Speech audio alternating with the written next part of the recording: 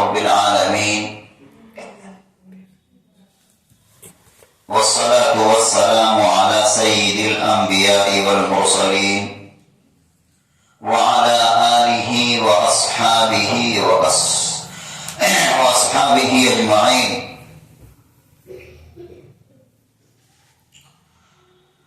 تمام تعریفیں اللہ رب العزت کی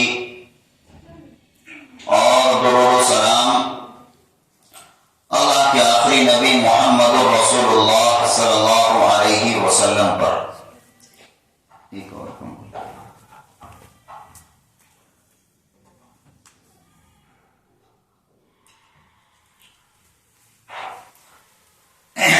سورہ بقرہ ہم لوگ پڑھ رہے ہیں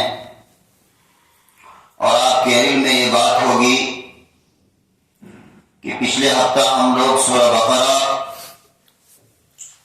آیت نمبر 207 تک پڑھ چکے تھے. آج انشاءاللہ آیت نمبر 208 سے آگے پڑھنا ہے.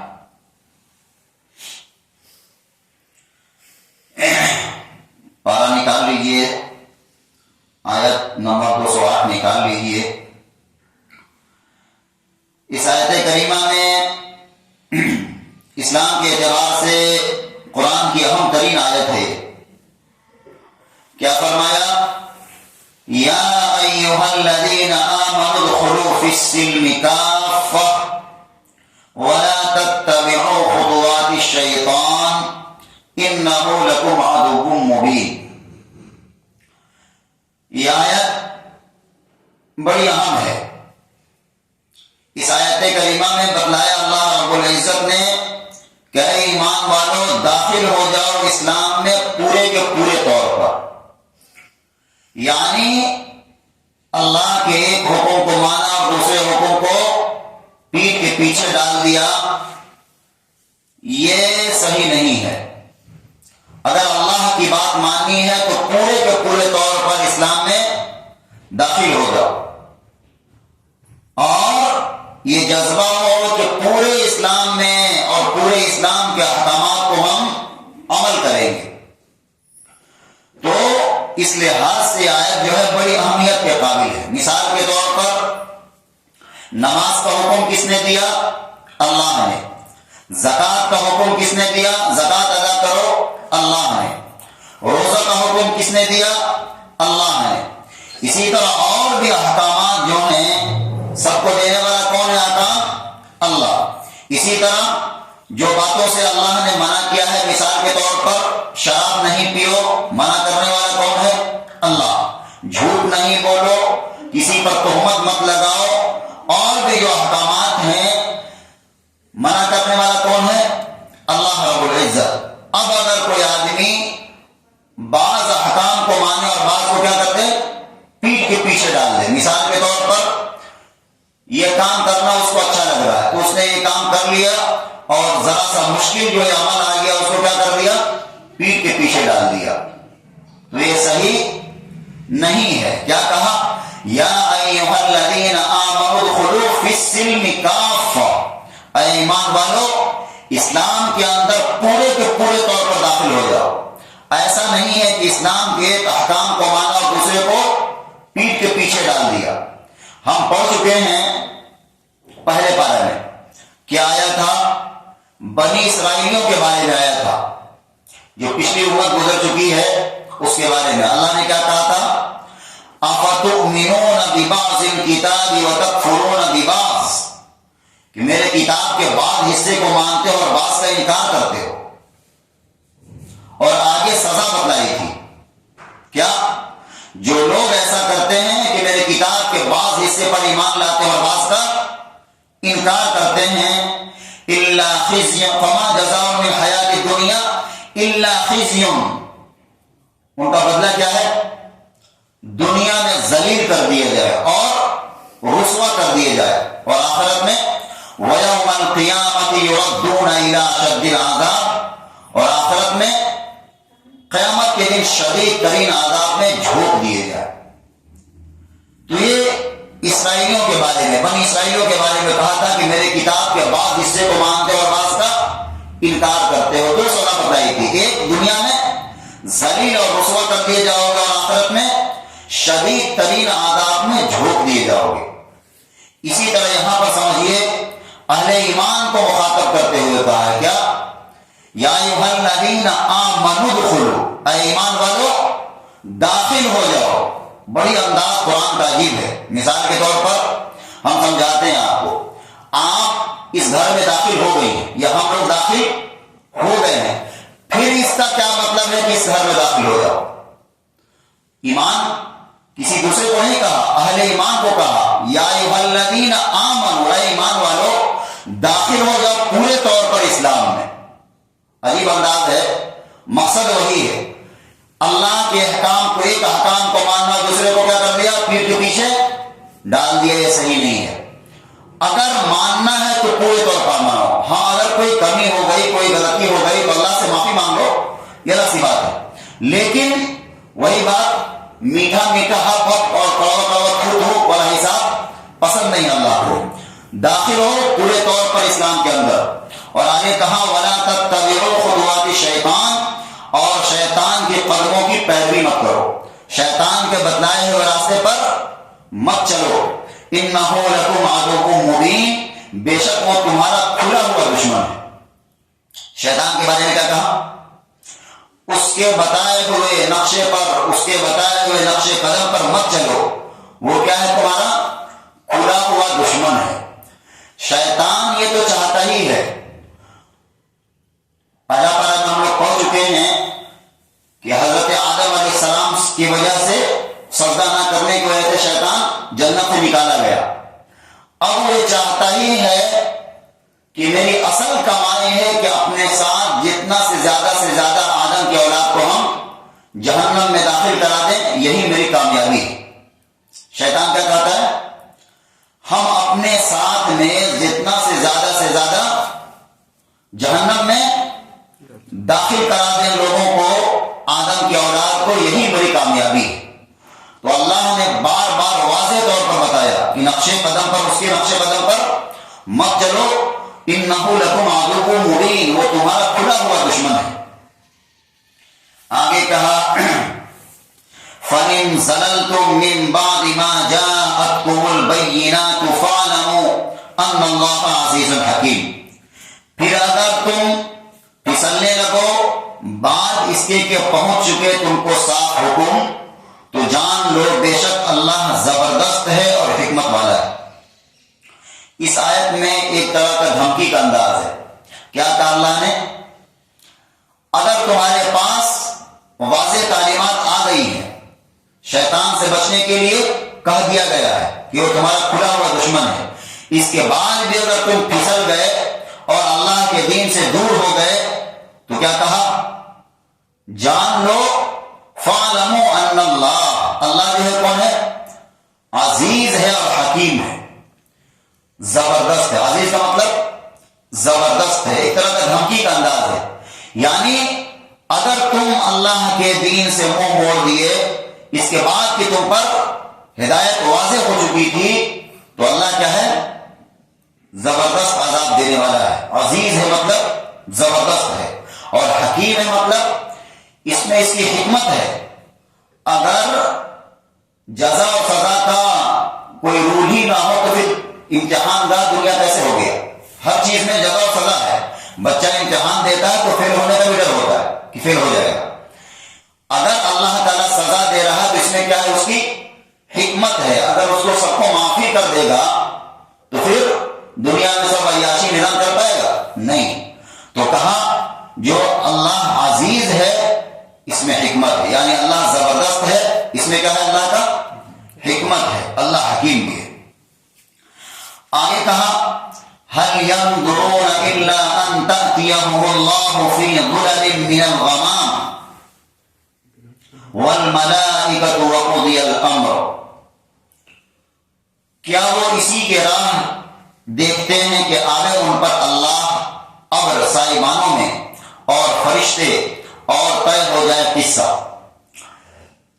اس آیت میں کیا کہا؟ یعنی واضح تعلیمات آ گئی ہیں اس کے پاس، اور کیا اب بھی یہ لوگ انتظار میں ہیں کہ اللہ ضلال کہتے ہیں، فی ظلل کے معنی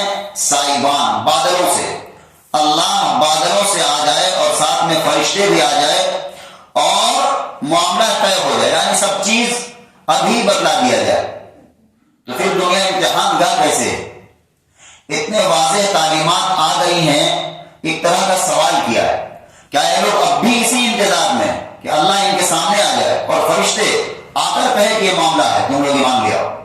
نہیں.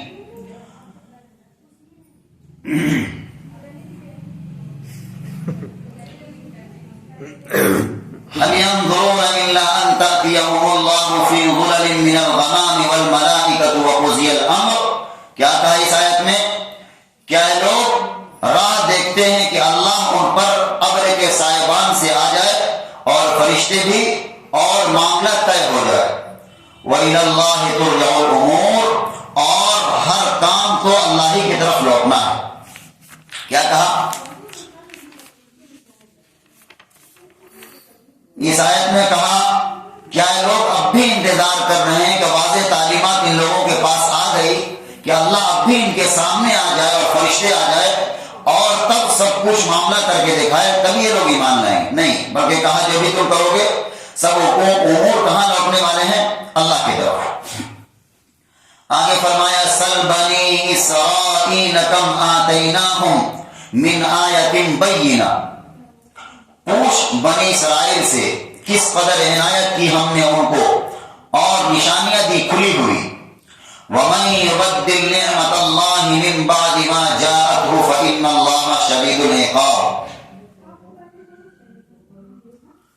اور جو کوئی بدل ڈالے اللہ کی نعمت بعد اسے کہ پہنچ چکی ہو وہ نعمت اس کو، تو اللہ عذاب دینے میں سخت ہے. کیا کہا اس آیت میں؟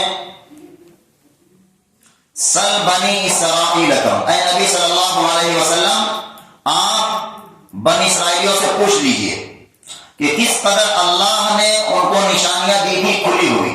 بنی اسرائیل کون لوگ ہیں ہم بتا چکے ہیں پہلے بار بار.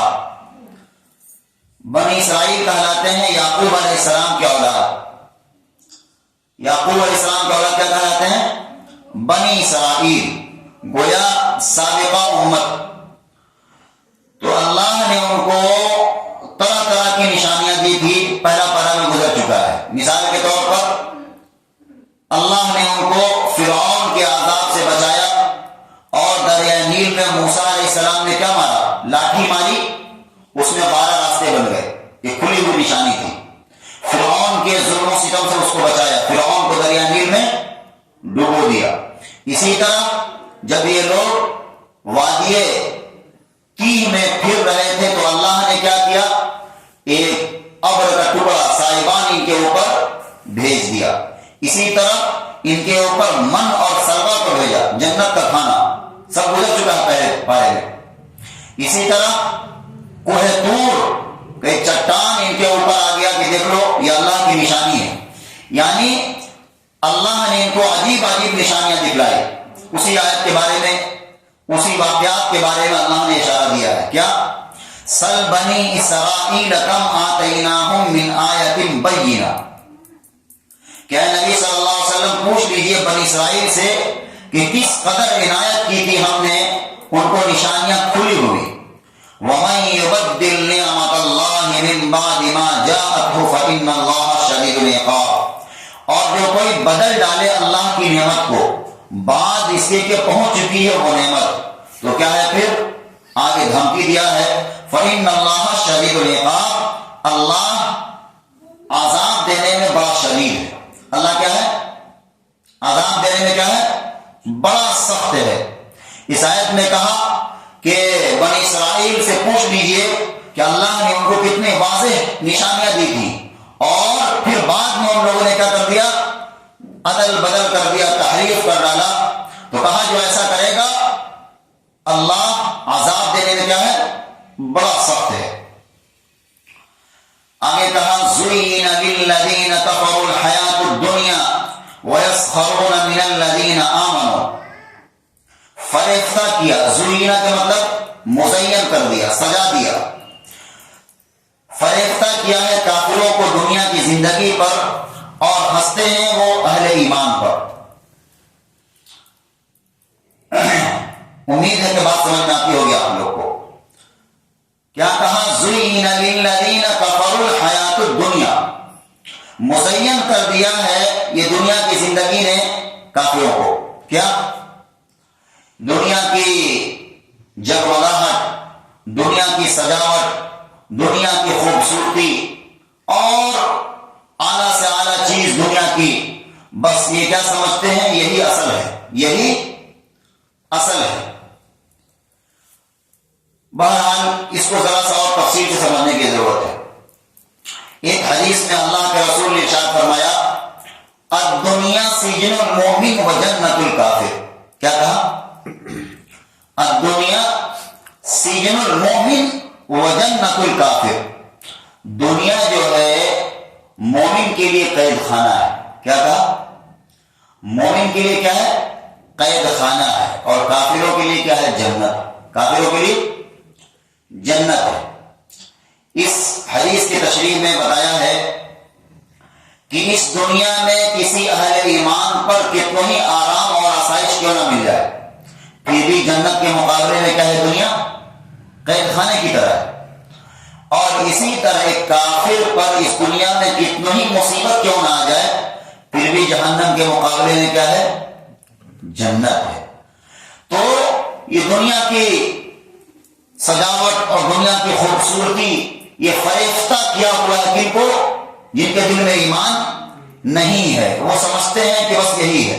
ہاں، لیکن ایک بات سمجھتے ہوئے، اگر ایمان ہے اور اللہ کے احکامات کو پورا کرتا ہوا زندگی گزار رہا ہے، اچھا کھا رہا ہے، اچھا پہن رہا ہے، اچھی گاڑی پر سفر کر رہا ہے، اچھے اس کے بعد مکانات ہیں، تب کوئی برائی کی بات نہیں ہے. ہاں، اگر حلال طریقے سے کر رہا ہو تب، ورنہ اگر حرام سے کر رہا ہے تو جا کر اس کو کیا دینا ہے؟ جواب دینا ہے. تو اسی بات کو سمجھایا. یہ دنیا کی زندگی جو ہے آخرت میں کافروں کو دنیا کی خوبصورتی بس اسی میں لگائے ہوا ہے اور وہ مذاق اڑاتے ہیں اہل ایمان کا. آج بھی یہ نقشہ ہے. جو لوگ اللہ کے دین پر چلنا چاہتے ہیں لوگ اس کو مذاق اڑاتے ہیں. دیکھو پاگل ہو گیا ہے، نماز پڑھنے جا رہا ہے، اور بھی طرح طرح کی بات طنز ہوتا ہے. بلکہ اب تو مسلمان بھی کہتے ہیں، کافر کی بات الگ ہے، اب تو مسلمان ان کو پاگل کہتے ہیں. نعوذ باللہ.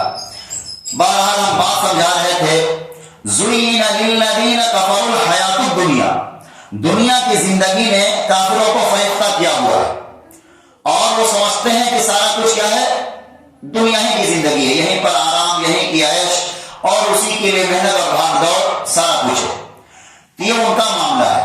مسلمان کا معاملہ کیا ہونا چاہیے؟ حلال طریقے سے اگر پورے دنیا کمائے تب بھی کوئی منع نہیں ہے.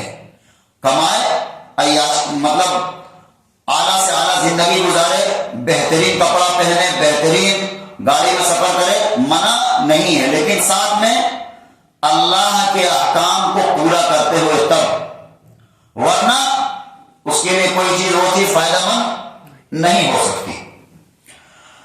آئے کہا وَالَّذِينَ اتَّقَوْا فَوْقَهُمْ يَوْمَ الْقِيَامَةِ، اور جو پرہیزگار ہیں وہ کافروں سے بالا تر ہوں گے قیامت کے دن. یعنی پہلے آیت میں کیا کہا؟ جو کافر ہیں وہ سمجھتے ہیں کہ سارا کچھ دنیا میں نہیں، بس دنیا ہی دنیا ہے، اور وہ اہل ایمان کا مذاق اڑاتے ہیں. اور جو اہل ایمان ہوں گے وہ جنت میں کیا ہوں گے؟ ان سے بہت اعلیٰ درجے میں ہوں گے. بلکہ سورہ مطففین میں یہاں تک بات آئی کہ یہ لوگ آنکھ مذاق اڑا رہے ہیں اہل ایمان کا، اہل ایمان جنت میں ان کا مذاق اڑائیں گے، ہنسیں گے ان پر. تو بہرحال یہ دنیا ہے، اللہ کے حکامات پر چلتے رہیے اور بہت صبر ہے. ان سے پوچھئے جو دین پر چلتے ہیں طرح طرح کی پریشانیوں کا سامنا ہے.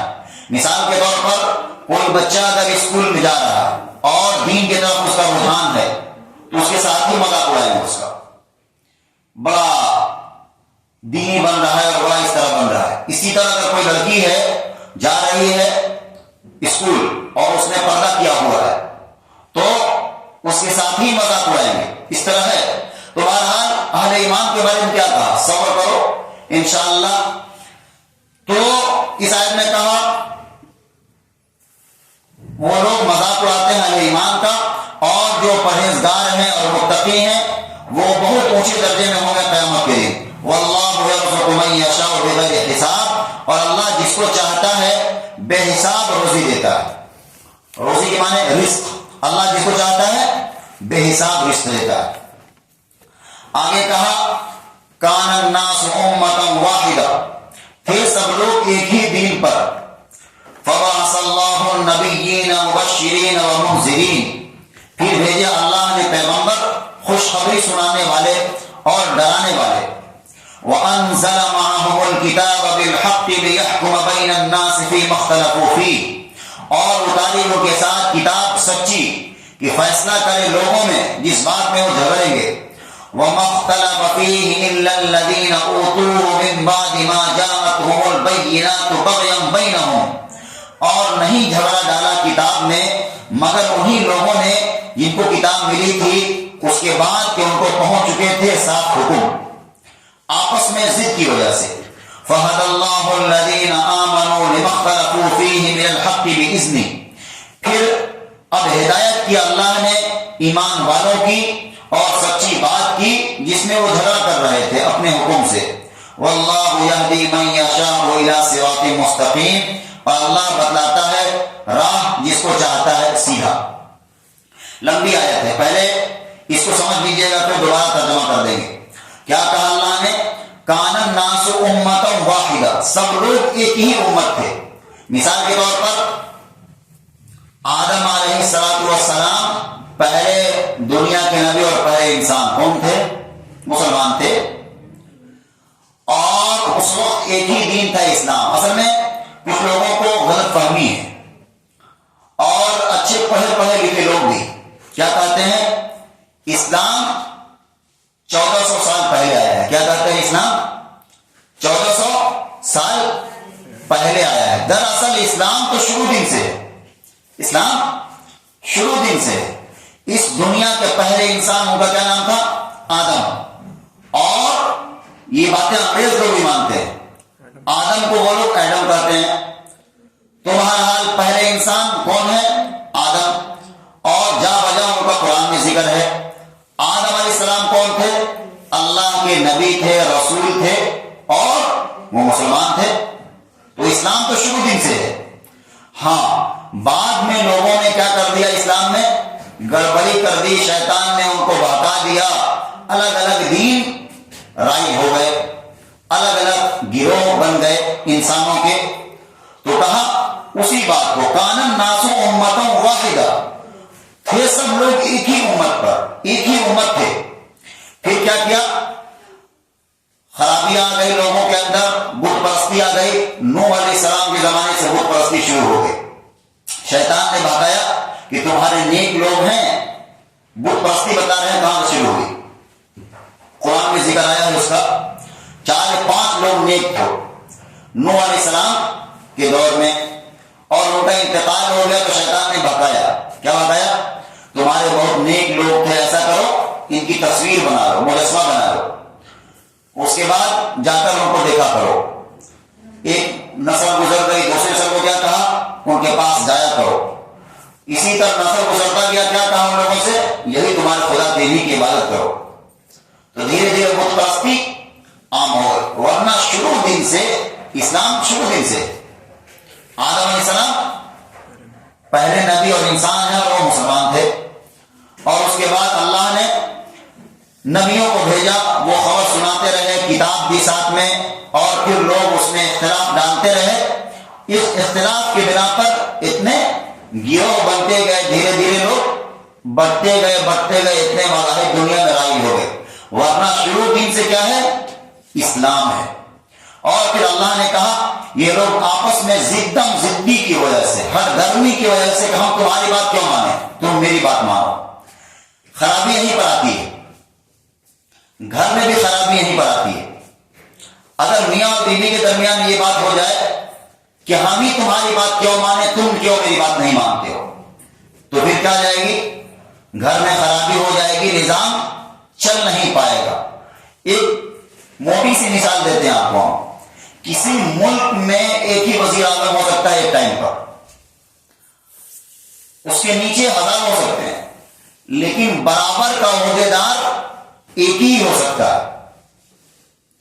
اگر 3-4 پرائم منسٹر ہوتا ہے ایک ہی ملک میں, چلے گا نظام؟ نہیں چل پائے گا. وہ کہے گا یہ کام کرو, دوسرا کہے گا نہیں سو روکو وہ کام کرو. اسی طرح گھر کا معاملہ ہے. ایک گھر میں ایک ہی سربراہ ہو سکتا ہے, اس کی بات مانی جائے یا اس کو مشورہ دیا جائے, لیکن ہر کوئی ایک دوسرے کو بننے کی کوشش کرے گا تو نظام چل نہیں پائے گا. تو بہرحال ہم یہ بات سمجھا رہے تھے کہ آپس میں ہر دھرمی کی وجہ سے لوگ اختلاف کرتے رہے اور اتنے گروہ بنتے چلے گئے. پھر آگے اللہ نے کہا فَهَدَى اللَّهُ الَّذِينَ آمَنُوا لِمَا اخْتَلَفُوا فِيهِ مِنَ الْحَقِّ بِإِذْنِهِ. پھر اللہ نے اہل ایمان والوں کو ہدایت دی سچی بات کی جس میں وہ جھگڑا کر رہے تھے اپنے حکم سے. اور وَاللَّهُ يَهْدِي مَن يَشَاءُ إِلَى صِرَاطٍ مُسْتَقِيمٍ. اللہ جس کو چاہتا ہے سیدھے راہ کی کیا دیتا ہے؟ ہدایت دیتا ہے. پہلے کہا شروع دن سے اسلام تھا, اس کے بعد لوگ جھگڑتے گئے, گروہ بنا لیے. اس کے بعد گروہ بنانے کے بعد کیا کہا کہ اللہ نے اہل ایمان کو ہدایت دے دی, سچی بات کی جس میں وہ جھگڑا کر رہے تھے, اور اللہ جس کو چاہتا ہے ہدایت دے دیتا ہے. اگلی بات ذرا سی کڑوی ہے. کیا کہا ام حسبتم ان تدخلوا الجنة ولما يأتكم مثل الذين خلوا من قبلكم. کیا تم یہ خیال ہے کہ جنت میں چلے جاؤ گے حالانکہ تم پر نہیں گزرے حالات ان لوگوں کے جیسے ہو چکے تم سے پہلے. مستهم البأساء والضراء وزلزلوا حتى يقول الرسول والذين آمنوا معه متى نصر الله. کہ پہنچی ان کو سختی اور تکلیف اور لرزا دیے گئے, یہاں تک کہ کہنے لگا رسول اور جو اس کے ساتھ تھے اہل ایمان کہ کب آئے گی اللہ کی مدد. الا ان نصر اللہ قریب, سن لو اللہ کی مدد قریب ہے. ایک طرح سے اس آیت میں اہل ایمان کو ایک امید دلایا ہے. کیا کہا ہے کہ تم یہ خیال کرتے ہو کہ بس ایسے ہی ٹھنڈے ٹھنڈے جنت میں چلے جائیں گے اور تم پر کوئی مصیبت نہیں آئے گی, کوئی پریشانی نہیں آئے گی. ایسا نہیں ہے. آج بھی دیکھیے مسلمان صرف ایمان کی وجہ سے کتنے تکالیف برداشت کر رہا ہے. ایمان کی وجہ سے اگر ایمان کا سودا کرنے کے لیے تیار ہو جائے تو یہی غیر لوگ آپ کو دونوں ہاتھ سے ریسیو کرنے کے لیے تیار ہو جائیں گے. تو اس کی طاقت کو سمجھیے. ایمان بہت قیمتی شے ہے, بہت قیمتی شے ہے. تو اس آیت میں کہا کیا تم خیال کرتے ہو کہ جنت میں چلے جاؤ گے بس ویسے ہی, بلکہ جو تم سے پہلے لوگ گزرے ہیں ان کو بہت تکلیف کا, مصیبت کا سامنا کرنا پڑا ہے. اور یہاں تک کہ ان کے رسول بھی چلا اٹھے اور اہل ایمان کہ اللہ نے جس وعدہ کا, جس مدد کا وعدہ کیا ہے وہ کب آئے گا. یعنی ایک طرح کا اہل ایمان کو کیا دلایا ہے؟ تشفی. جو تمہارے چاروں طرف سے گھیراؤ ہو رہا ہے, تم پر مصیبتیں آ رہی ہیں تو کچھ بھی نہیں ہے. جو پہلے لوگ تھے ایمان کے مقابلے میں کتنی کتنی پریشانیاں جھیلنی پڑی ہیں. لہذا اس بات کو ہم چاہیں گے کہ یاد رکھیے آپ لوگ. آج کل بھی ایمان پر رہنا مشکل ہے اور بڑی مشکل ہوتا جا رہا ہے. کوئی اگر مسلمان ہے تو اس کو اس کا معاوضہ چکانا پڑ رہا ہے ہر جگہ پر, چاہے کالج میں ہو, ٹرین میں سفر کرتے ہو تب بھی, یا کہیں جاب کر رہا مسلمان تب بھی, صرف ایمان کی وجہ سے اس کو ٹارگیٹ کیا جا رہا ہے کہ نہیں کیا جا رہا. تو بہرحال اگر وہ ثابت قدم رہے گا تو اس کو اللہ کی طرف سے اجر ملیں گے.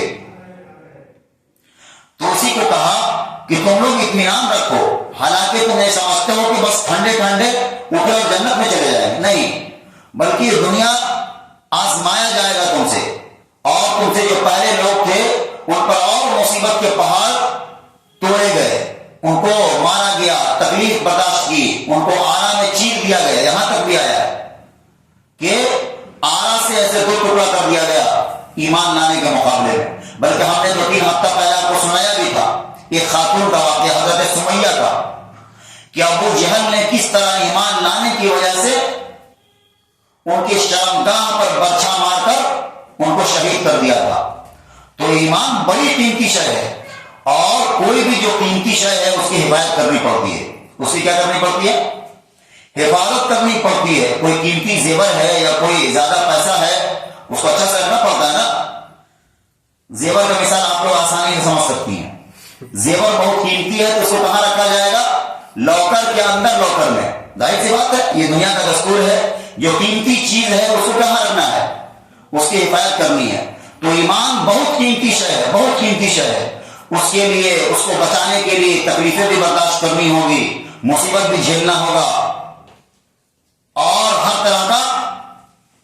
طرح کی تکلیف اور یہ سہ کر ایمان کو بچانا ہوگا. تو بہرحال اسی آیت کو کہا کیا تم لوگ خیال کرتے ہو کہ ٹھنڈے ٹھنڈے بس چلے جاؤ ویسی جنت میں، حالانکہ تم سے جو پہلے لوگ تھے وہ تم سے کہیں زیادہ مصیبت اور پریشانیوں کا سامنا کیا ہے ان لوگوں نے. یہاں تک کہ رسول بھی پکار اٹھے ان کے ساتھ کہ اللہ نے جو وعدہ کیا ہے مدد کا کب آئے گا. پھر آگے اللہ نے کہا الا ان نصر اللہ قریب، اللہ کی مدد کیا ہے؟ قریب ہے. آگے کیا فرمایا؟ خرچ کرنے بارے میں، اللہ کے راستے میں خرچ کرنے کے متعلق. یسألونک ماذا ينفقون. دیکھیے کئی جگہ سوالات آئے ہیں آپ صلی اللہ علیہ وسلم کے ذریعے. قرآن میں تقریباً 17 جگہ ایسے ہیں جہاں سوالات پہلے آئے ہیں پھر بعد میں اس کا جواب دیا گیا ہے. یعنی آپ صلی اللہ علیہ وسلم سے سوال کیا جا رہا تھا، اللہ نے پہلے اسی سوال کو نقل کیا پھر جواب دیا. یہاں پر لگتا ہے یہ دوسری جگہ ہے، پہلے گزر چکا ہے یسألونک عن الشہر الحرام کے بارے میں، شاید مہینوں کے بارے میں اور چاند کے بارے میں گزر چکا ہے. تو 17 جگہ ٹوٹل ہے قرآن میں. یہ اس صورت میں 7 جگہ ہے، اس صورت میں 7 جگہ ہے. تو یہ دوسری جگہ ہے. کیا کہا؟ یسألونک ماذا ينفقون، آپ سے پوچھتے ہیں کیا خرچ کرے، کیا خرچ کرے. قل ما انفقتم من خیر فللوالدین والاقربین والیتامى والمساکین وابن السبیل. کہہ دو کہ جو کچھ تم خرچ کرو مال سو ماں باپ کے لیے اور قرابت والوں کے لیے اور یتیموں کے لیے اور محتاجوں کے لیے اور مسافروں کے لیے. وما تفعلوا من خیر فإن اللہ بہ علیم، اور جو کچھ تم کرو گے بھلائی سو بے شک اللہ کو خوب معلوم ہے.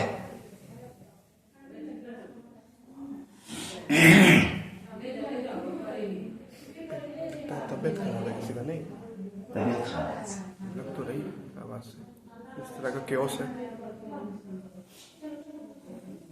لگ تو رہا ہے. یسألونک ماذا ينفقون، آپ سے پوچھتے ہیں کیا خرچ کرے. آپ کہہ دیجئے کہ جو تم خرچ کرو گے مال میں سے سو ساتھ میں حق بھی بتایا ہے کن پر خرچ کرنا ہے. فللوالدین، نمبر 1 پر والدین کے لیے. کیا کہا؟ نمبر 1 پر والدین. پھر آگے کہا والاقربین، اور قریب رشتہ داروں کا. والیتامى، اور یتیموں کے لیے. اور والمساکین، اور مسکینوں کے لیے. وابن السبیل، اور مسافروں کے لیے. گویا ساتھ میں پہلے تو سوال کیا گیا کہ کیا خرچ کرے، اس کے جواب میں اللہ نے کیا کہا؟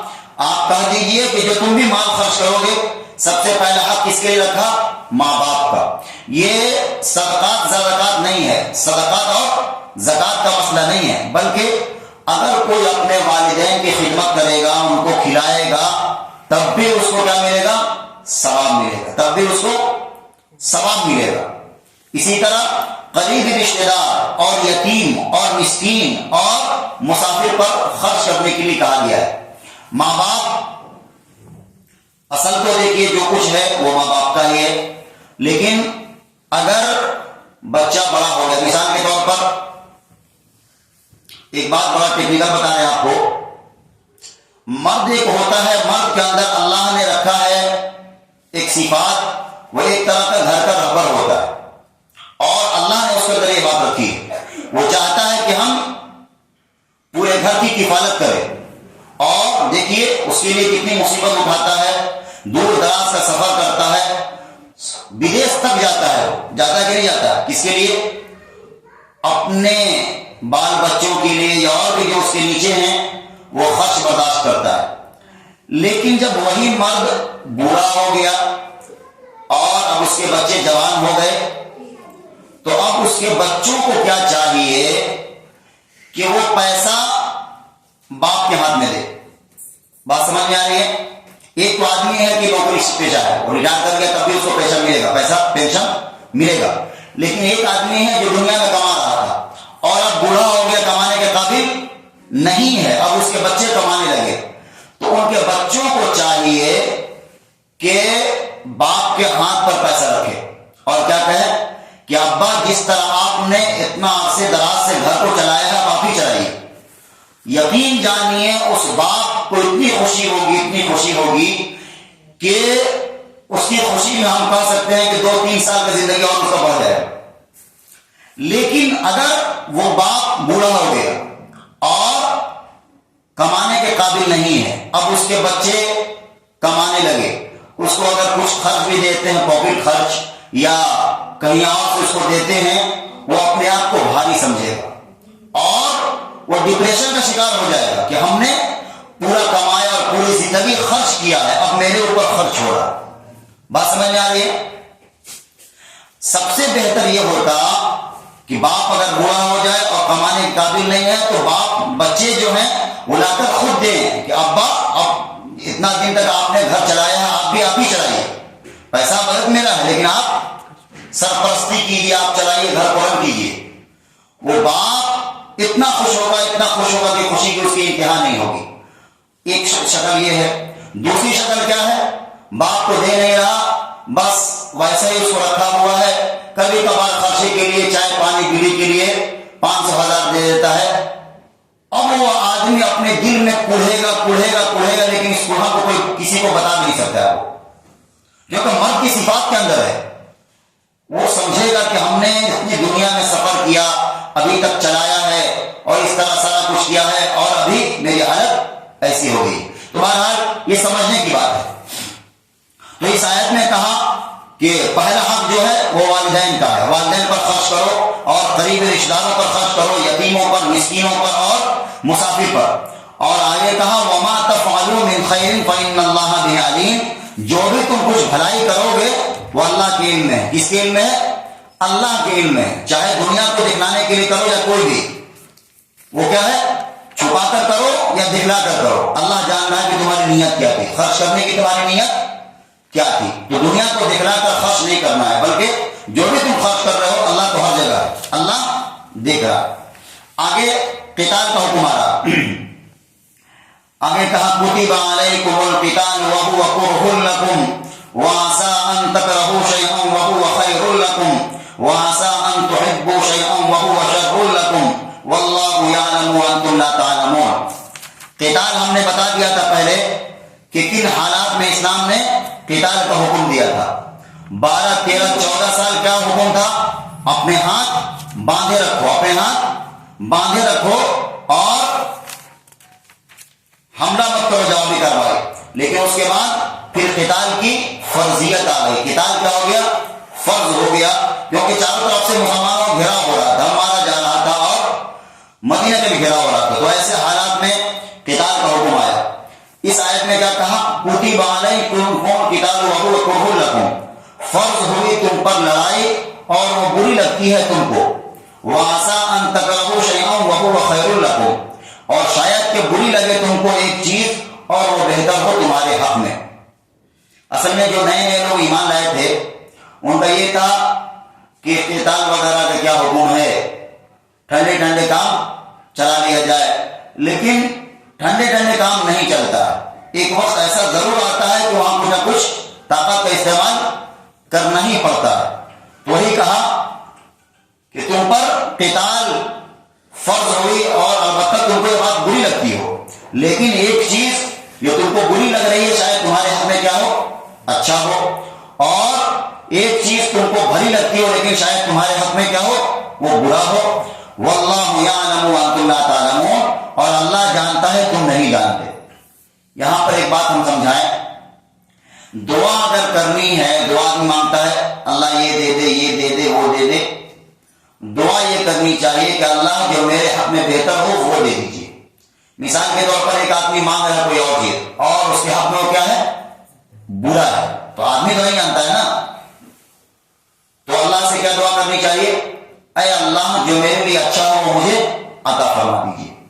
تو بہرحال اس آیت میں کہا وہ تم کو بری لگتی ہے لیکن ایک چیز ہو کہ تمہارے لیے بہتر ہو تم کو پتا نہیں ہو. واللہ یعلم وانتم لا تعلمون، اور اللہ جانتا ہے تم نہیں جانتے ہو. آگے ایک اور سوال آیا، یسألونک عن الشہر الحرام قتال فیہ، آپ سے پوچھتے ہیں مہینہ حرمت والے مہینے میں قتال کا حکم. دراصل ہم نے بتایا تھا آپ کو پہلے 4 مہینہ کیا تھا؟ حرمت والا تھا، عظمت والا تھا. کون کون؟ 3 مہینہ تو لگاتار ہے، ذی قعدہ، ذی الحجہ، محرم. ذی الحجہ جس میں قربانی ہوتی ہے اس سے 1 مہینہ پہلے والا اور 1 مہینہ بعد والا محرم. 3 مہینہ، چوتھا مہینہ رجب. 4 مہینہ عظمت والا تھا اور بڑا احترام کیا کرتے تھے عرب کے لوگ. لیکن ایک دفعہ کیا ہوا کہ اسی مٹبھیڑ میں صحابہ سے کچھ لوگوں سے مٹبھیڑ ہو گئی اور جنگ ہو گئی اور قتل ہو گیا ایک آدمی کا. صحابہ کے ہاتھوں ایک آدمی کا قتل ہو گیا رجب کے مہینے.